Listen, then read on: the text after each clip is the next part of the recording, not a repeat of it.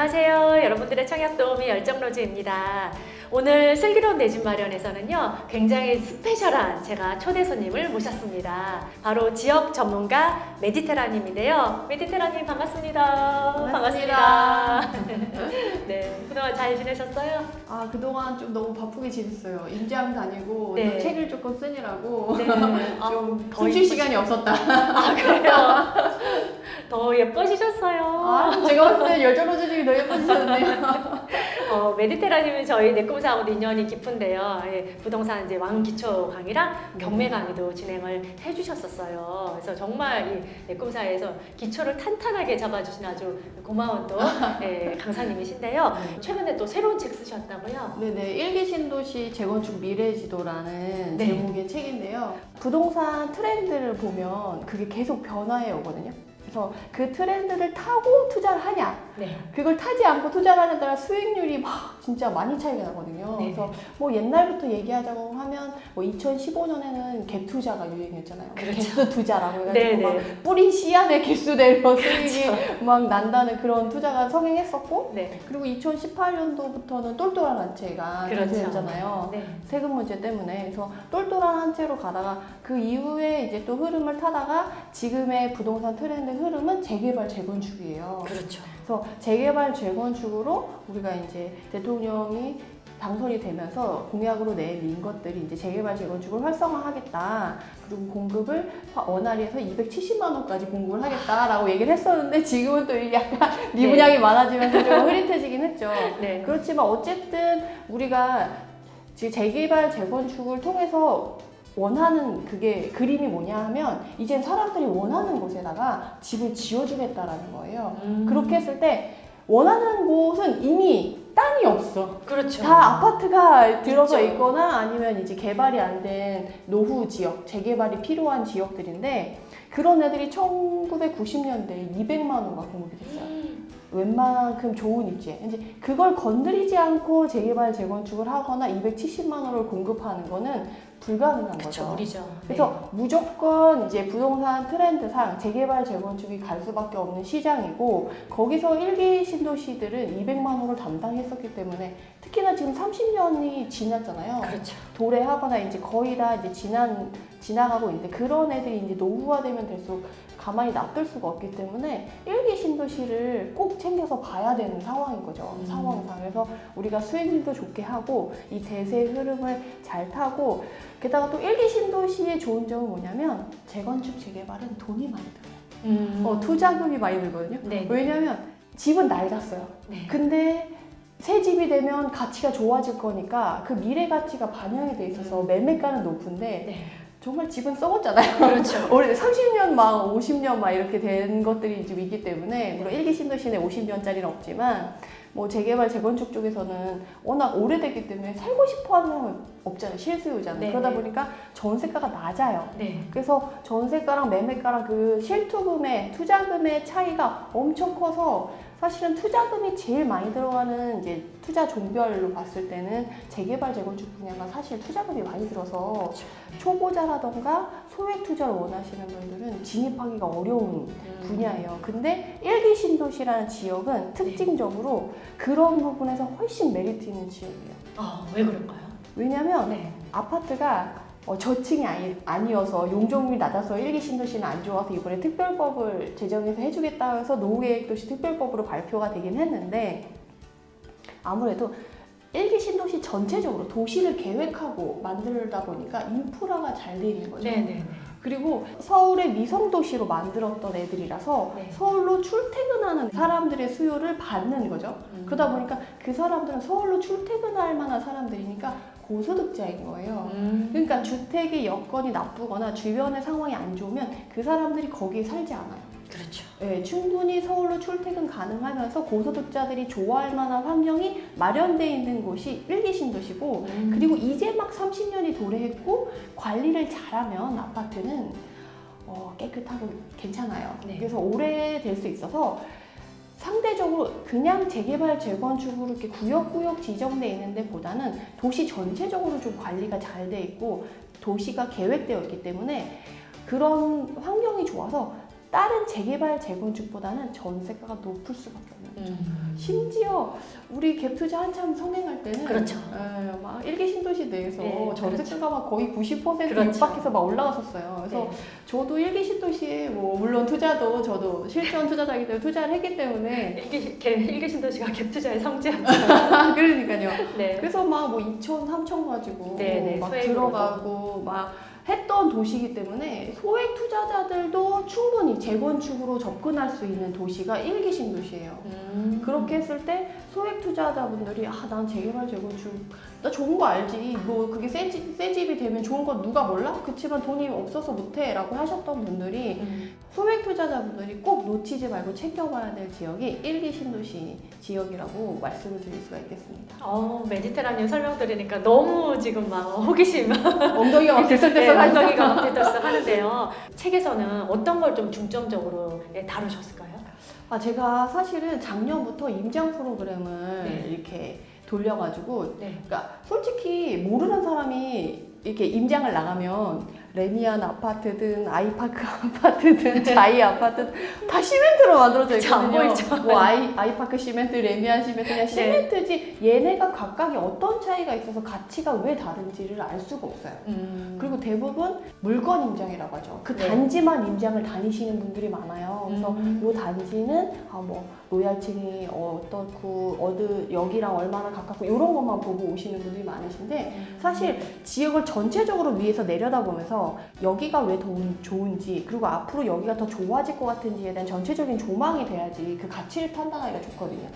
그래서 혼자 임장을 가게 되면 단지 임장만 하고 올 수가 있는데 전체적인 지역을 볼 수 있는 눈을 키워주는 임장의 스킬을 알려주는 데가 없어요. 네네. 사실 그래서 제가 작년부터 이제 매주 이제 수강생들이랑 같이 임장을 다녔거든요. 근데 문제는 그렇게 같이 다니다 네, 보니까 다소는 힘든 거예요. 네. 소수밖에 안 돼요. 그렇죠. 그래서 소수밖에 이제 같이 못 다니고 막 그 대기자들이 많아도 이제 못 가고 이제 갔었는데 그게 너무 죄송스러운 거예요. 그래서 제가 1기 신도시를 임장 다니면서 이런 부분들을 정리해서 알려드리면 저랑 같이 임장을 못 가셨던 분들도 도움이 되지 않을까 싶어가지고 제가 직접 발로 뛰어다니면서 네. 확인한 내용들을 제가 만든 임장 노트라고 생각하시면 됩니다.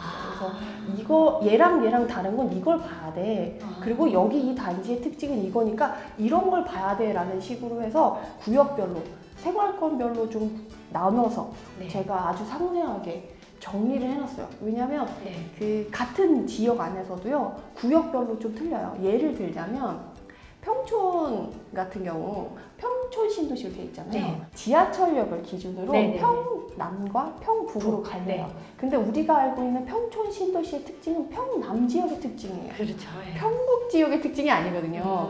근데 우리가 지역을 모르는 사람들은 평촌 신도시니까 평촌 신도시 안에 있는 단지니까 그 특징을 갖고 있겠지 하고 평북에 가서 막 학군을 따지고 막 이런단 말이에요. 그러면 그 단지의 가치를 제대로 파악하지 못하신 거죠. 그런 거 매수할 수 있겠네요. 네, 그러면 평양보다 상대적으로 싼 가격을 보고 싸네, 너무 좋네 하고 살 수 있지만 실제적으로는 그 가치가 없는 단지니까 그걸 더 싸게 사는 게 맞는데 싸게 샀다고 잘못 가치를 판단하시는 거죠. 그래서 그런 일이 없게끔 제 책에 그런 내용들을 다 정리해가지고 만들어놨어요. 와, 그러면은 그 5개의 신도시들을 다 직접 발로 뛰신 내용들을 직접 책으로 이렇게 집필해서 담으셨다는 거죠? 네네. 그래서 그리고, 그런 구역별 가치가 다른 부분들은 이제 상세하게 정리를 해놓은 거죠. 그리고 이제 큰 숲을 볼 수 있는 네네. 지역적인 설명부터 그 해당 단지들이 갖고 있는 특장점까지 다 집필을 하셨다는 거죠. 네, 그래서 1권은 제가 지역을 구역으로 네. 구분해서 어떤 특징들이 있고 최근에 또 매수세가 특징적이잖아요. 네. 매수세가 워낙 없다 보니까 네. 그래서 그 매수세의 실수요자나 투자자들이 오는 성향이 다르고 네. 보고 오는 가치가 다르기 때문에 그 수요의 흐름상 나누어지는 구역을 나눠드리고 그 구역 안에서 특징을 제가 1권에서 아주 상세하게 다뤘어요. 근데 그러다 보니까 지역 얘기하느라고 막 몇백 페이지가 넘어가는 거예요. 그래서 그걸 1권에 다 담을 수가 없어서 그 2권에서는 그런 단지별 내용들을 아주 상세하게 나눴어요. 이 단지는 어떤 특징이 있고 어디서 이런 걸 봐야 되고, 그리고 이 단지는 얘랑 어떤 애랑 비교해야지만 가치를 비교할 수 있는지, 그리고 현재 분위기가 어떤지 단지별마다 특징을 볼 수 있는 거는 이제 2권에서 다루고 있다. 그래서 책을 그 사이에 뚝딱 2권이나 쓰신 거예요? 작년부터 해가지고 사실 대단하세요. 올해 준비했어요. 그래서 1권으로는 큰 숲을 배우고 네네. 2권은 들고 그냥 바로 임장 가면 되겠네요. 그렇죠. 2권 가면서 여기 나온 게 지금 맞나? 말면서 네, 보면서 단지별의 특장점이 네. 이제 다 녹아져 있으니까 이거 들고 이제 바로 임장 갈 수가 있겠네요. 그래서 이 제목이 또 저는 너무 마음에 드는데 네. 이 일기 신도시 미래지도라고. 그렇죠. 이제 아, 재건축이 되고 나면 네. 새로운 지도가 그려질 수 그렇겠죠. 예, 그럼 이제 이 2권 가지고 일기 신도시를 제대로 마스터할 수 있겠네요. 네네. 네, 그래서 그러면 우리 메디테라님은 이 노후계획도시 특별법이 발의돼서 우리가 가장 먼저 이제 공부를 해봐야 될 곳이 이 일기신도시다 이렇게 이제 보시는 거죠. 그렇죠. 사실은 이 노후계획도시 특별법이 일기 신도시 특별법으로 그렇죠. 발표를 하고 싶었는데 네네네. 그 사실 그 발표되고 나서 이제 주변에 있는 사람들이 일기 신도시가 아닌 노후된 집을 갖고 있는 사람들은 왜 쟤네만 특혜를 주냐. 그렇죠. 그런 말이 나올 수 있었겠죠. 네, 많이 나왔어요. 그래서 정치권에서 이제 문매를 맞으니까, 여론의 문매를 맞으니까 네, 내가 굳이 일기 신도시에 특혜를 주고 싶어서 주는 건 아닌데 그렇죠. 문매를 맞을 필요가 없잖아요. 네. 그러니까 그 범위를 이제 확대해서 노후계획도시 특별법으로 네. 이제 발의를 한 거죠. 발표를 하고 가이드 방안을 내고 이제 발의를 해서 이제 통과를 시킬 건데, 문제는 노후계획도시 특별법이라고 쓰고 네. 읽기는 일기신도시 특별법으로 특별법이다. 읽는다는 거죠. 그래서 네. 어쨌든 메인은 일기신도시가 될 거기 때문에 거기에 발맞춰서 네. 이제 또 선도지구라는 게 생기잖아요. 그게 한번 탁 롤모델로 탁 나타나면 네. 그걸 기반으로 해서 착착착착 가게 될 텐데, 아무래도 일기 신도시 이외에 다른 지역으로 또 가능성이 있는 도시들이 또 있잖아요. 네. 근데 걔네들은 또 문제가 뭐냐면 세대수가 많고 또 음. 용적률도 그렇고 해서, 그리고 주변의 인프라가 일기 신도시만 못해요. 그래서 일기 신도시가 메인이 될 수밖에 없고 규모나 인프라나 이런 것에서 일기 신도시가 어쨌든 앞설 수밖에 없다. 그래서 일기 신도시를 봐야 되고, 또 일기 신도시를 봐야 되는 또 특징적인 이유 중에 하나가 일기 신도시가 크잖아요. 네. 그 200만 호가 네네네. 공급됐던 데라서 이게 단시간에 될 수가 없어요. 그렇죠. 오래 걸리겠죠. 네, 빨라도 2-30년 그렇죠. 그렇죠. 걸려요. 근데 우리가 하락장을 좀 겪고 있잖아요. 네네. 근데 우리가 아시다시피 부동산은 영원한 하락도 없고 영원한 상승도 상승도 없잖아요. 네. 2-30년 동안 얼마나 많은 하락과 상승이 이렇게 왔다 갔다 하면서 그 시기를 지나겠어요. 네네. 그러면 매수 타이밍과 매도 타이밍이 한 번만 있는 게 아니에요. 여러 번 있을 수밖에 없는 상황이고, 이 일기 신도시는 2-30년 동안 계속 이슈가 될 수밖에 없어요. 여기 뭐 어느 지역에 선도지구로 뭐가 지정이 됐다. 바람이 불면 또 한 번 이렇게 술렁술렁 할 수밖에 없거든요. 사실은 상승장에는 막 정말 시덥잖은 소식 하나만 딱 나와도 막 가격이 막 들썩들썩 하는데 네. 지금은 하락장이라서 그렇지 않잖아요. 근데 그렇기 때문에 지금 좋은 게, 가장 베스트한 부동산 매수 방법은 네. 쌀 때 사서 그렇죠. 비싸게 파는 거거든요. 그렇죠. 근데 우리가 여태까지 쭉 지켜보시면 아시겠지만 이렇게 큰 이슈가 없이는 이렇게까지 가격이 크게 흔들리지 않거든요. 지금 시기가 2008년 금융위기랑 똑같다. 2009년에 데드캣 바운스 나타난 것처럼 지금 거래량이 반짝 살아난 거 아니냐. 네. 약간 이렇게 나타나면 그 이후에 경기 침체가 더 올 거고 더 심화될 거고 장기화될 거다라고 얘기를 하시거든요. 물론 가능성이 있어요. 그리고 그렇게 가도 문제가 없는 게, 사실 2008년 금융위기 때 가격이 막 다 떨어진 것 같지만 수도권, 서울 수도권만 가격이 떨어졌어요. 오히려 2008년도에 금융위기가 오고 나서 2009년도에 데드캣 바운스가 오고 2010년도부터 지방장이 네. 본격화되면서 그 월세 투자가 막 활발했었거든요. 그래서 그때 사실 투자금 없이 투자를 여러 개 해가지고 자산가로 확 올라가신 분들이 또 많아요. 많죠. 네. 그래서 사실은 금융위기처럼 간다고 해도 우리가 사회를 살면서 그 시스템을 이용해서 돈이 흘러가는 물길은 언제든지 존재를 하거든요. 그래서 2008년 금융위기처럼 똑같이 간다.